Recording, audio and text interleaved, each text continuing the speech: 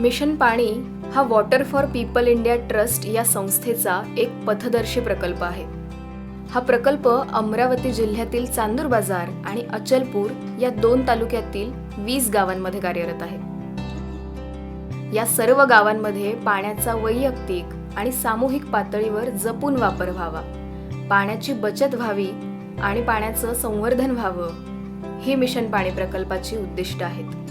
ही उद्दिष्ट साध्य करण्यासाठी या प्रकल्पाअंतर्गत गावातील तरुण मुली आणि महिलांसाठी समुदाय व्हिडिओ कार्यशाळेचे आयोजन करण्यात आले.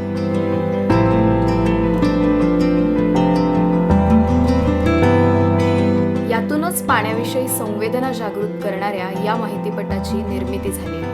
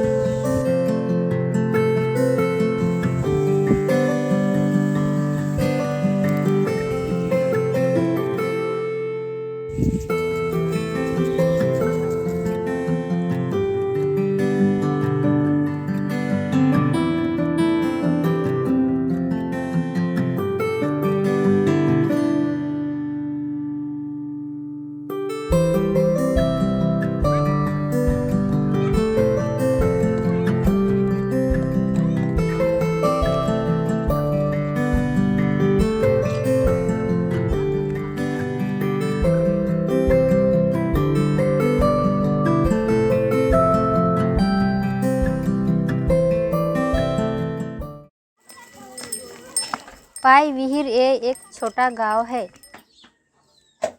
अमरावती ज़िले का ये गांव यहाँ के अन्य आदिवासी गांवों की तरह ही कई सारी समस्याओं से जूझ रहा था। पहले तो हम सर पे पानी लाते थे, पानी लाने के लिए संगई के खेत में जाते थे, 4-4 धर के आते थे, 2 गुण एक भरना ऊपर एक हाथ में, इतनी परेशानी थी पहले। हमारे यहाँ पे लसीकरण जो होता था गरोदर माता का, तो वो लसीकरण भी नहीं होता था, हमारी प्रसूति नहीं होती थी दवाखाने में, फिर उसमें माता मृत्यु बाल मृत्यु होता था और उसके बाद में कुपोषण बढ़ता था हमारा बहुत। तो हमारे यहाँ की पार्श्वभूमि ऐसी थी कि 2 समुदाय रहता था पाईवीर में, एक आदिवासी जिसमें कोरकू समुदाय है और एक बलई समुदाय रहता था। लेकिन हमारे यहाँ की ऐसी स्थिति थी कि दोनों समुदाय अपने अपने स्थिति पे अलग अलग डटे हुए थे। कोरकू समुदाय अपनी जगह पर थे, बलई समुदाय का एक अलग ग्रुप था। इन समस्याओं में एक प्रमुख समस्या थी ईंधन के लिए जंगलों की कटाई। बेशुमार पेड़ कटाई की वजह से यहाँ के जंगल नष्ट हो रहे थे और इसका सीधा असर यहाँ की बरसात, नदी, तालाब और भूजल के पानी के स्तर पर हो रहा था। पानी की समस्या से बचने के लिए लोग गांव छोड़ शहरों की तरफ स्थलांतरित हो रहे थे। हमारे यहाँ पर लगभग 2009-10 में पानी की बड़ी गंभीर समस्या थी। ड्रम से भर भर के पानी लेकर आते थे, आजू बाजू के जिसके यहाँ पर कुएँ थे वहाँ से उसके गाली खा के लोग पानी लेकर आते थे। इस पर ग्राम सभा पाईवीर के जिम्मेदार सदस्य जैसे रामलाल, बड़ीराम, श्रीराम, सुनील ऐसे कुछ युवक मिले और हमें याद है, आज भी वो चित्र मेरे पास तस्वीर है मेरे, जब हम पहली बार बैठे थे गांव में, श्रीराम और दोनों ही थे हम। तो गांव में सुनते भी नहीं थे बुज़ुर्ग, तो हम पहली बार बुज़ुर्ग को लेकर बैठे कि भाई अपने को पानी को लेकर बैठना है। तो हम पानी को लेकर बैठे, वो चित्र याद है मुझे, लोग बिल्कुल ऐसे बैठे बुज़ुर्ग और सब अलग अलग जगह, कोई इतना दूर कोई उधर बैठे और हमने सभा लगाई। सभा में लगभग वो तस्वीर आज भी है तो 25 से 30 के ऊपर लोग नहीं थे, लेकिन मोटा मोटी गांव के निर्णायक बुज़ुर्ग लोग इकट्ठा बैठे थे। गांव की खुशहाली फिर से स्थापित करनी हो तो हमें अपने जंगल बचाने की सख्त ज़रूरत होगी। पानी का मोल पहचानना होगा और इसे बचाना होगा, बढ़ाना होगा, ये सोच बनी। तो 2009-10 में वन अधिकार कानून के बारे में खोज संस्था के माध्यम से हमको पता लगा कि एक कानून आया है जो आदिवासियों को अपने आजू बाजू के क्षेत्र पर अधिकार देता है। और हमने फिर एक कायदे की जानकारी लोगों को देना शुरू किया। सन 2012 से फिर शुरू हुआ एक अविरत प्रयास जंगल और पानी को बचाना और बढ़ाना।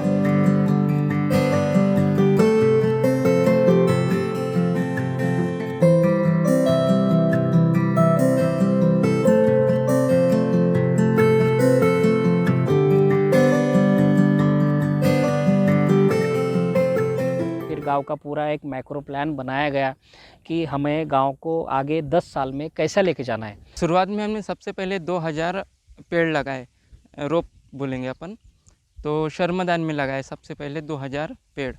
उसके बाद फिर वाटर कंजर्व का काम फिर हमने बाजू के आसपास के जो खेतियां हैं, खेतियों में भी काम शुरू किया है। जैसे इधर एक बड़े काश्तकार है जिसका हमने लगभग 10 हेक्टर में वैट का काम किया है, जो हमारे गांव को मदद मिल सकते हैं पानी को लेवल में। उसके बाद जो नालियाँ हैं, नाले में फिर हम लोगों ने नाली खुलीकरण और उसमें पिट्स बड़े पैमाने में करने की कोशिश किया। इन सालों में कई विकास कार्य हुए, जैसे सामूहिक बोरवेल, सार्वजनिक पानी की टंकियाँ, जंगलों में पेड़ पौधे लगवाने का काम, सीसीटी, व्याट, बांध, तालाब, शेततड़े और कई ऐसे विकास कार्य जिससे आज पानी की समस्या को 100% सुलझाया गया है।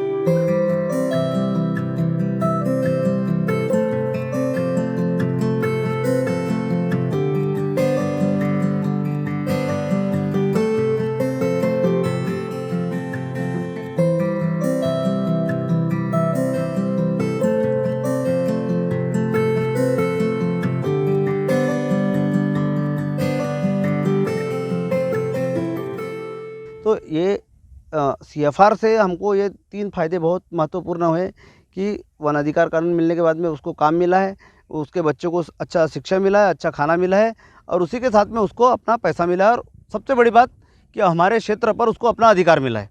एक दूसरी चीज़ जो हमारे यहाँ अलग है बाकी गांव की तुलना में कि वाटर लेवल तो हम कर ही रहे, लेकिन वाटर लेवल या फॉरेस्ट कंजर्व और वाटर कंजर्व करने से लोगों की उपजीविका में बढ़ोतरी हुई है।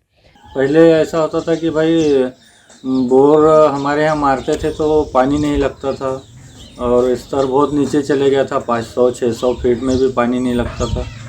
और ये काम की वजह से आज हमारे यहाँ पे स्तर इसका बहुत बढ़ चुका है और हमारे खेत में जो स्रोत है पानी के सिंचाई के, जैसे बोरवेल है, कुएँ है, तो इनमें काफ़ी मात्रा में अच्छे से अभी पानी रहने लगा है और उससे हमारी जो सिंचाई है खेती की तो वो अच्छी हो रही है। बाहर काम पर जाने की ज़्यादा ज़रूरत नहीं पड़ती है, खेत में ही जैसे बारिश की भी फसल लेते हैं और रबी का भी लेते हैं, जैसे गेहूँ, प्याज ऐसे फसल लेते हैं। जैसे कि कोई भी काम हो, अभी जैसे कि मैं चौकीदार में हूँ, इसके बाद में फिर चौकीदार से ये रहा नहीं रहा, सीसीटी का काम है, फिर वैट का काम है, फिर और बहुत सारी दगड़ी बांध का काम है। तो जंगल में जाओ बोलते घर के लोग हमारे। और काम मिलने से लोग गांव में रह रहे हैं, गांव में रहने से फिर सरकारी योजनाओं पे ध्यान जा रही है, बाकी शिक्षण पे ध्यान जा रहा है, गांव के अपने परिवार के ऊपर ध्यान जा रहा है। नहीं तो माइग्रेशन में लोग जब बाहर जाते तो बच्चे परिवार किसी बुजुर्ग व्यक्ति के पास छोड़कर मियाँ बीवी चले जाते थे। हमारा जो बच्चे थे ना वो पहले सब माँ बाप के साथ में ही जाता था बाहर गाँव। अब फ़ायदा ये हुआ है कि सारे बच्चे है ना गाँव में रहता है अपने मम्मी पापा के साथ में, तो स्कूल का भी उनका नुकसान नहीं हो रहा, उनका पढ़ाई हो रहा।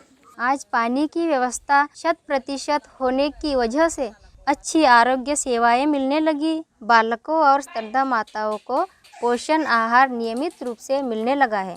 पहले गांव में काम ना मिलने की वजह से हम बाहर गाँव जाते थे, पर जब से हमको गांव में रोजगार मिलने लगा तब से फिर हम त्योहारों पे भी ध्यान देने लगे।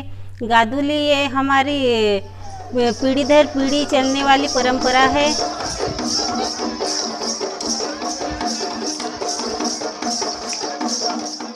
इस अभियान में अब वाटर फॉर पीपल्स के जुड़ने से वाटर कंजर्वेशन के काम को और गति मिली है। नाडेप, वर्मी कंपोस्ट, शुष्क गड्ढे और वाटर हार्वेस्टिंग जैसे कामों की वजह से भूजल के पानी का स्तर बढ़ने में मददगार साबित हो रहा है। जाहिर है पानी और जंगल पर किए गए इन विकास कार्यों की वजह से यहाँ के लोग फिर से अपनी खुशहाल जीवन हासिल करने में सफल हुए हैं।